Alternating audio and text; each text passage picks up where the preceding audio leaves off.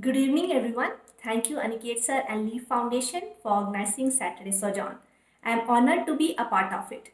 The topic of my talk is landscape expressions, memories, symphony, and association with nature. My introduction to landscape has greatly been an extension of my memories and associations.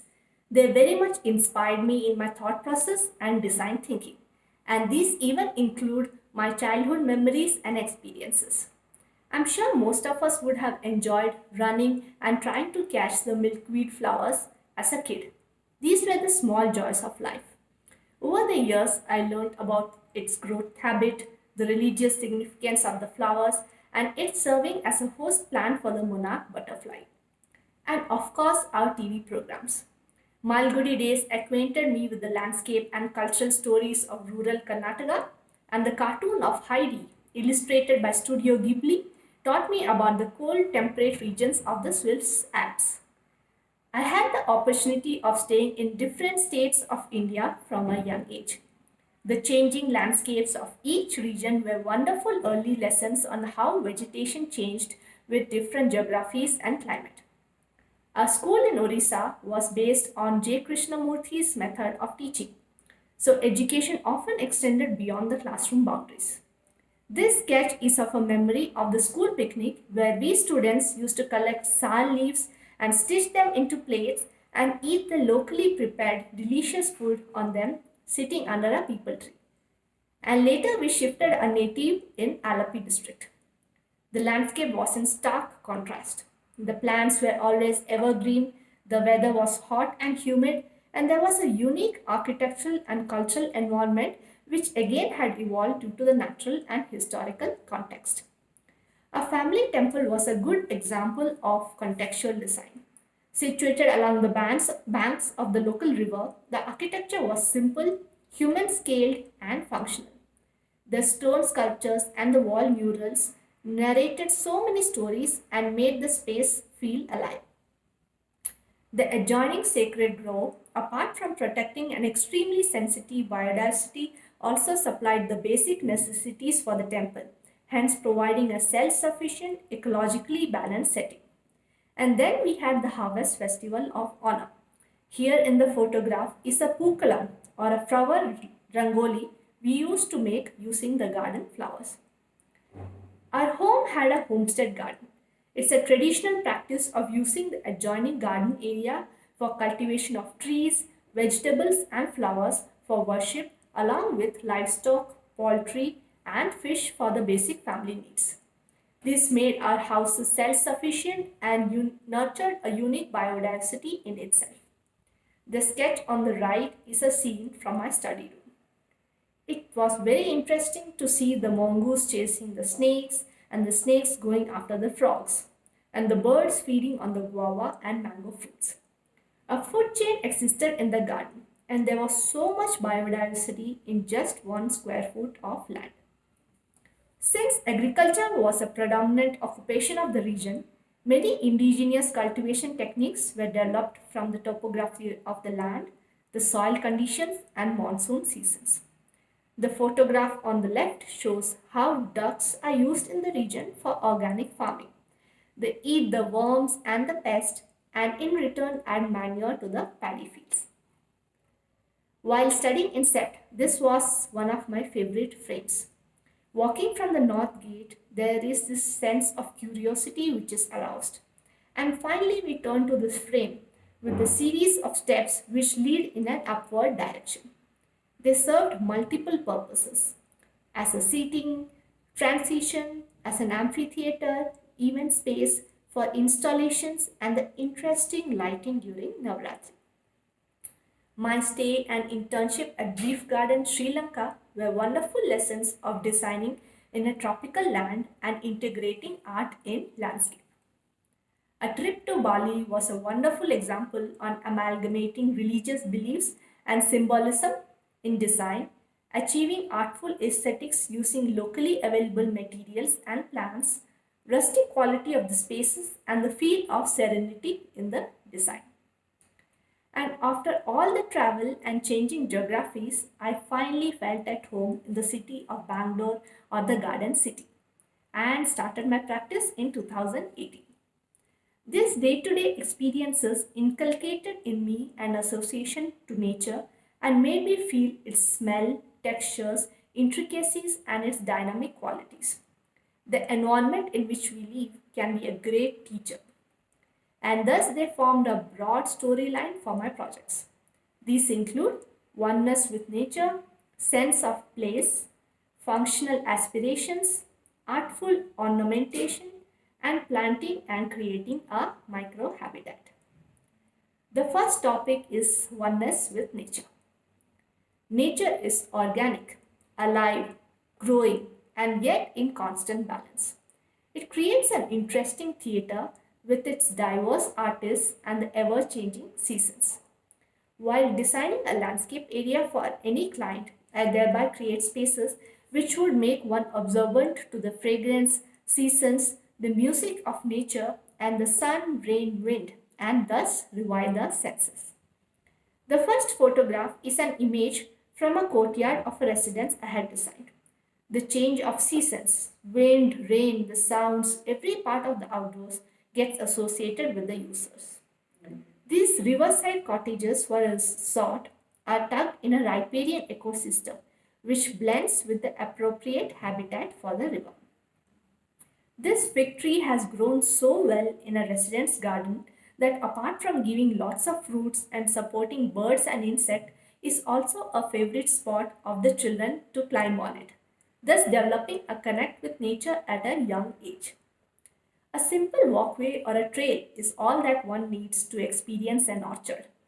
The simple details like reflection and patterns on water can create such a great impact on a design. The second point is sense of place. The designs aim to celebrate the spirit of the place, the culture, beliefs, be appropriate to the setting and context, and thereby make the users feel at home. This informal environment thus creates joy, provides comfort, and develops a serene environment to relax, introspect, and contemplate. An empty residence site, as seen on the left, has been transformed to a cozy outdoor space using local materials and plants. The humanized scaled places create a feeling of home and comfort. In both the images, natural water system is a major concept of the design, thus connecting the site beyond its site boundaries. The image on the right is of a resort where the land has been sloped to collect the rainwater as well as to ensure an unhindered view to the neighboring lake, thus borrowing from the surroundings. Another important aspect is including the functional aspirations. The question often arises while designing. What are the Indian needs of an open space? A veranda or a courtyard is more than just a transition between the indoors and outdoors. Similarly, a garden has multiple usage and needs for different project typologies. In this garden, spaces were created to relax, contemplate, play, have an outdoor space to set a table and dine, to entertain their guests, to do vegetable gardening. The shaded pavilion was made with customized stained glasses which blends with the colors of the turkey mosaic tiles used in the flooring as well as creates an interesting light and shadow pattern during different times of the day. As seen on the image on the left, for an old banyan tree at site, the design aimed to celebrate the wilderness. Thus, a ramped earth trail, a simple bench to contemplate, and locally available plants were added to highlight the sacredness of the space. The other images depict a tulsi katte against a white background and an outdoor vegetable garden made with bamboo planters. The next point is artful ornamentation. I have always felt art and design coexist. It adds stories, warmth, color, and develops an additional connect to the design. I really enjoy using boulders, customized jali, paving, or even in situ made light fixtures to incorporate that personal touch to the design. In this slide, you can see four types of light fixture designs which are made using simple elements like boulders, bamboo, and terracotta jali. It was so much fun to hunt, select, and arrange sculptures and pots at site. They bring in that personal touch to the space. And the last pointing is planting and creating a microhabitat. The planting design generally comprises a diversity of plants, making the space look natural and rustic yet tamed, creating a civilized wilderness. The garden is allowed to grow in a subtly controlled but visibly wild form, adding a timeless quality to the landscape. They thereby welcome a wide variety of birds, bees, butterflies in the garden, mimic the randomness of the nature, and also shower a wide range of flowers, foliage, herbs, and fruits, thus creating a microhabitat in the site. These three images show different contexts. The first is on the fourth floor terrace, where wind and sun are a major deciding factor for plant selection. The second is a site on a hot, dry location surrounded with hilly outcrops.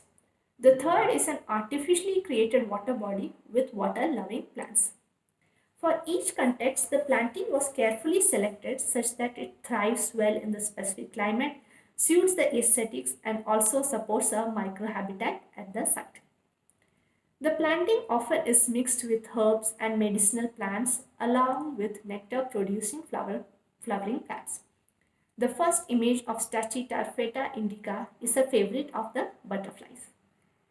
The hydrology slope of the agricultural area has been carefully studied for a farmhouse project, and different zones have been proposed to create a permaculture farm. A diverse range of leafy vegetables, roots, medicinal plants, gourds, fruit trees had been listed and proposed for the project. Whenever time permits, I conduct nature walks at Lalbagh Botanical Garden. I feel it's a great way to educate and create awareness among the public about the trees and plants of Bangalore, and also to make them more sensitive and observant to the surroundings. And this exploration was continuing when last year our design entry won for the International Garden Festival, which happens in the castle of Chaumont-sur-Loire in France. It's an annual competition where 20 garden designs are selected from across the world and executed at site. It was a wonderful opportunity. I got to explore Paris and experience its famous architecture, the historical and the modern ones, and to witness parks, public art installations, streets, squares, and boulevards. I was very fascinated by the public open spaces. Chaumont-sur-Loire is a UNESCO World Heritage Site and is located in a town called Blois, which is about 1.5 hour train journey from Paris.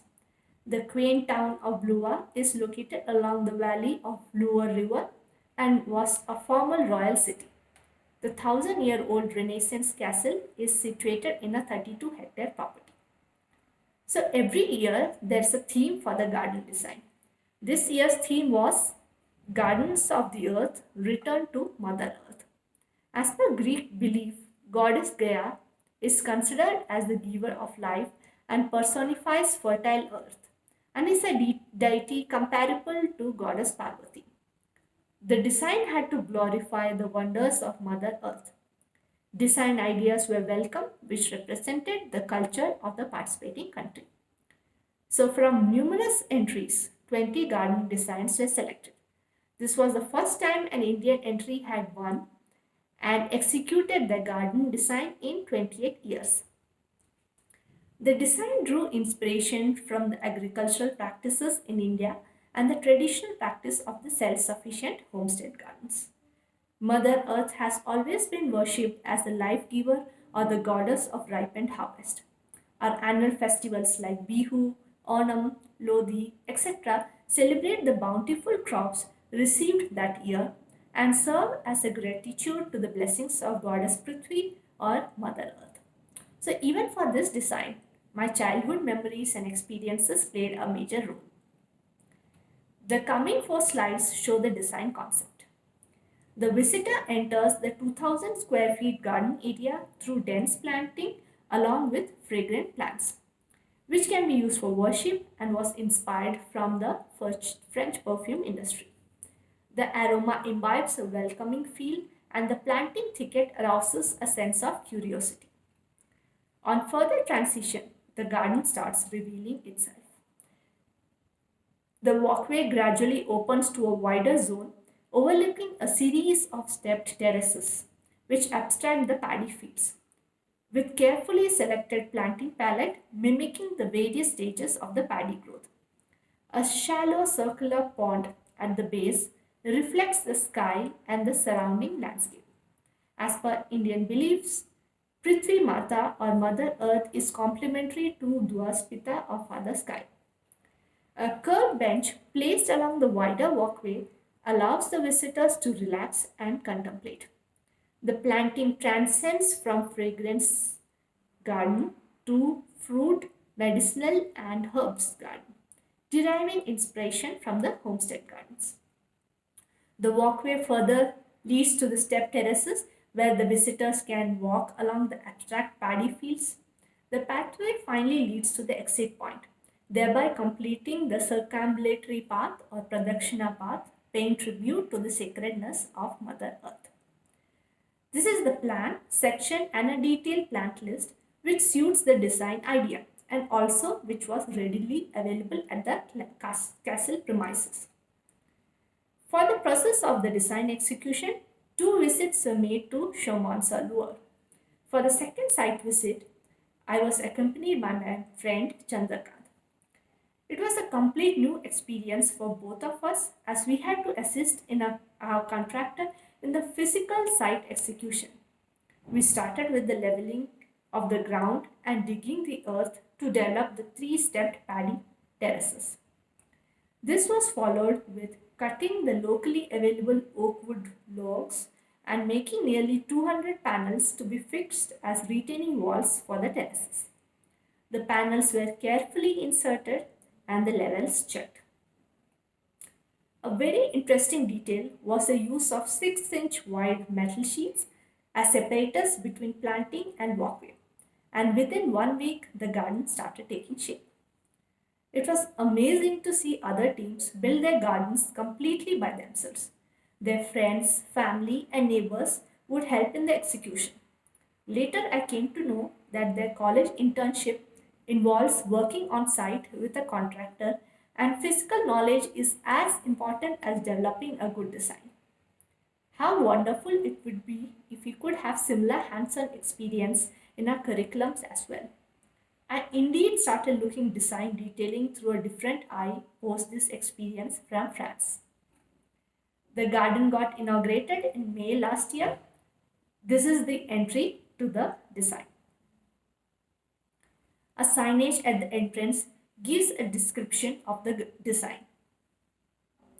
The entry area with dense foliage and fragrant plants creates a welcoming feel and a sense of curiosity. The walkway opens to the reflective pond, which beautifully reflects the sky and the stepped paddy fields. It felt great to see the pictures of the completed garden. This image is from the corner bench overlooking the reflective pond. The bench with the wide variety of medicinal plants and herbs, which is commonly used in the French cuisine. The walkway leading up to the stepped paddy terraces. It's interesting how spaces respond differently to different age groups. In this image, the boy is happy walking on the bench rather than sitting on it. The garden got published in various international papers and magazines, and thanks to this project, I finally got a name to my studio, Dharitri, which means earth or land. Thank you.